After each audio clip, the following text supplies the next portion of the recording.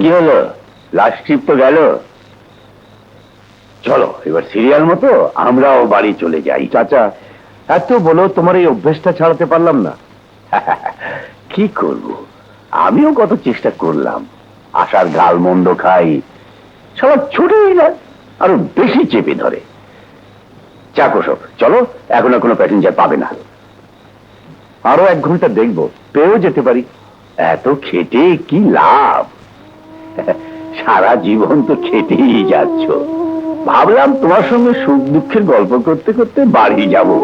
না চাচা, সামনে শহীদের পরীক্ষা, অনেক টাকার প্রয়োজন, তাই বাড়তি সময় চালিয়ে পোষাতে হবে। হাতেম, এদিকে আয়।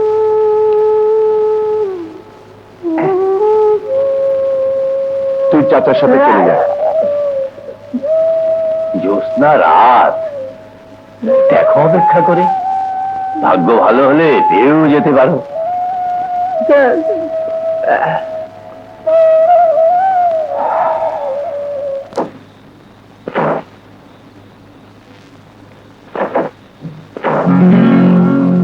কি কি হলো? কিছুই বুঝতে পারছি না স্যার।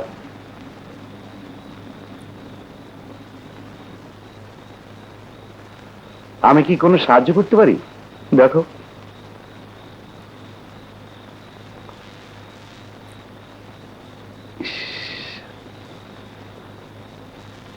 কার্বোরেটরে প্রচুর ময়লা জমেছে, তাছাড়া পাইপ লাইনে ঠিক মতো তেল পাস করছে না, গ্যারেজে নিতে হবে। এখানে গ্যারেজ আছে? আছে, তবে বন্ধ করে বাড়ি চলে গেছে, সকালে খুলবে। তার মানে সারা রাত পথে কাটাতে হবে? জি না, কোথায় যাবেন বলুন, আমি পৌঁছে দিচ্ছি। তুমি পৌঁছে দেবে? জি, আমার জিপ আছে, লাইনে ভাড়া খাটি। ওই তো, পুরনো হলেও আমার হাতে ভালো সার্ভিস দেয়। বেশ, ঠিক আছে। ড্রাইভার, তুমি আমার সুটকেস আর ব্রিফকেসটা জিপে তুলে দাও। তুমি রাতে গাড়িতেই থাকবে, সকালে গ্যারেজে নিয়ে যাও। জি স্যার। চলো। কোথায় যাবেন স্যার? ডাক বাংলো, ওখানেই থাকবো। এই এলাকায় প্রথম এলেন? হ্যাঁ, ওই যে তোমাদের ওই যে বড় ব্রিজটা হচ্ছে, ওটার কন্ট্রাক্ট আমি পেয়েছি, তাই ক্যাম্পের সাইট সিলেক্ট করতে নিজেই চলে এলাম। অত্যন্ত সুসংবাদ, অনেকদিন ধরে শুনছি, তাহলে শেষ পর্যন্ত হচ্ছে, ভালোই হবে। ব্রিজটা হলে আরো দূর পর্যন্ত প্যাসেঞ্জার নেওয়া যাবে, আয়ও বাড়বে। আচ্ছা, এখানে কত রাত পর্যন্ত গাড়ি চলে? 9টা, বড় জোর 10টা। তুমি তাহলে 11টা পর্যন্ত? প্রয়োজন তাই, মেজ ভাইতে সামনে এলএলএম পরীক্ষা দেবে, তাই টাকার খুব প্রয়োজন। মাঝে মধ্যে হঠাৎ করে আপনাদের মতো 2-4 জন প্যাসেঞ্জার যদি পেয়ে যায় সেই আশায়। তোমার ভাই ইউনিভার্সিটিতে পড়ে? একজন নয়, 2 জন। ছোটটা থানা হেডকোয়ার্টারে বিএ ফাইনাল ইয়ারে পড়ছে। মনে হচ্ছে তুমিও কিছু লেখাপড়া করেছো? জি, ইন্টারমিডিয়েটের বেশি এগোতে পারলাম না, তাই আমি ওদের অনেক পড়াতে চাই।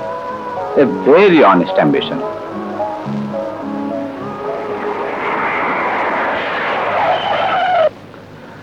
এত রাত হয়ে গেল, এখন আসছে না।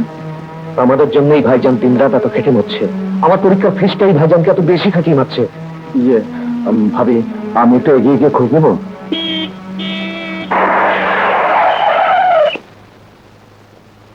হ্যাঁ,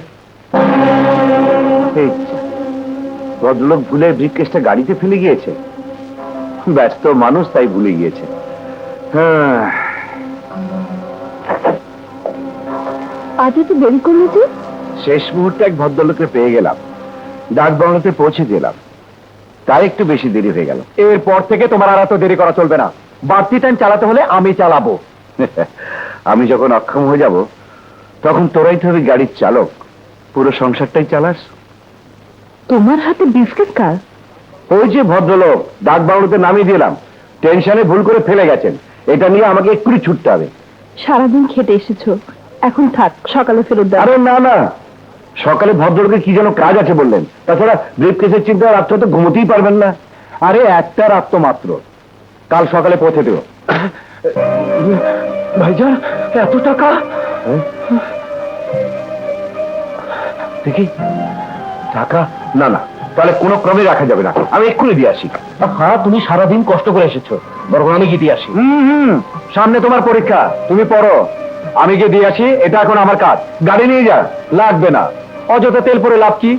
বাঁশবাগানে পাশ দিয়ে বটতলা হয়ে শর্টকাটে চলে যাব, মাত্র 2 মাইল পথ। সাবধানে যাস, এতগুলো টাকা, তোর তো আবার সব কাজে গর্তনি। সব কথা গোয়ার তুমি।